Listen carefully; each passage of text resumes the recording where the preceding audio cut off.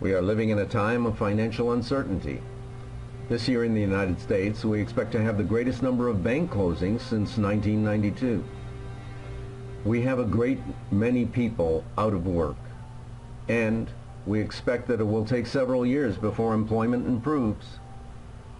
In other parts of the world, we see civil unrest, economic strife, and rising costs of fuel used to operate cars and trucks. In the center of Paris tonight, clashes with riot police. It followed demonstrations across France by more than 1 million people, angry at the handling of a global economic crisis.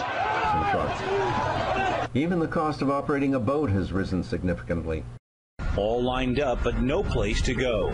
These charter fishing boats are idle, kept in port, because of, you guessed it, soaring fuel prices. A year ago, marine diesel was less than $3 a gallon for big boats that chew up lots of fuel looking for fish. These fuel price increases not only threaten to raise the cost of our food prices have already begun to rise. We also know that burning gasoline and diesel fuel can add to our pollution problems. To some of us, the pollution is adversely affecting our health, as well as creating additional expenses. We can choose to close our eyes to the reality that many of us are experiencing significant financial hardship, or we can offer a solution. Governments have promised to reduce our dependency on oil for years.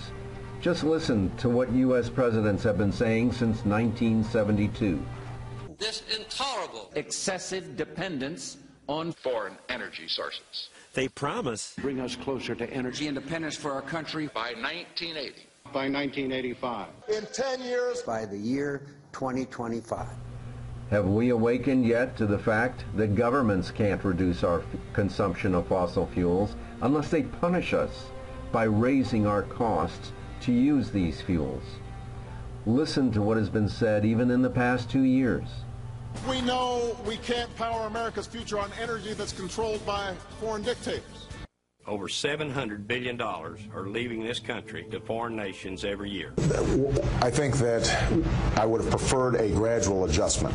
Gas prices now hitting a new record high today, topping $4 a gallon. I think that I would have preferred a gradual adjustment. Gravel? Yeah, well, I join him on the carbon tax, and of course that will raise the price of gasoline. Let's be candid about that. There's nothing I would do as president to lower the price of gasoline right now. We Americans have to grow up. If we want to get off of the dependency in the Middle East, we have to own up to the problem. These things cost money. They're controlling our society, and the sooner we stop fighting these wars. Here, stop and think. You only see $3. Just watch those wheels turn. There's another $4, which is what we spend to keep American troops around the world to keep the price. So you're paying more than $7 a gallon. You just don't know it. The high cost of fuel is burning a hole in the pockets of the American people. It's also raising the cost of food and other necessities our families depend on. It is our obligation and responsibility as your leaders in Washington to do everything in our power to end our dependence on foreign oil and ease the burden that's been placed on our citizens. We don't have all the answers. We just know if you join our team, we could reduce oil consumption by as much as 20% and reduce pollution in the process.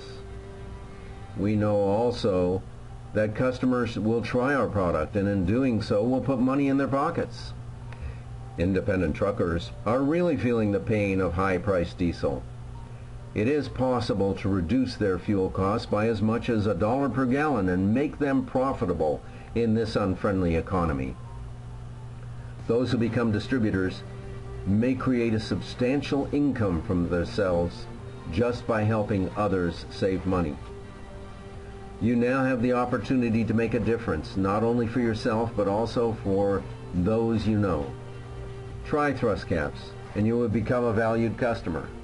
Review the compensation plan and learn how to become a valued Thrust International Superstore distributor, and you will earn financial freedom as well.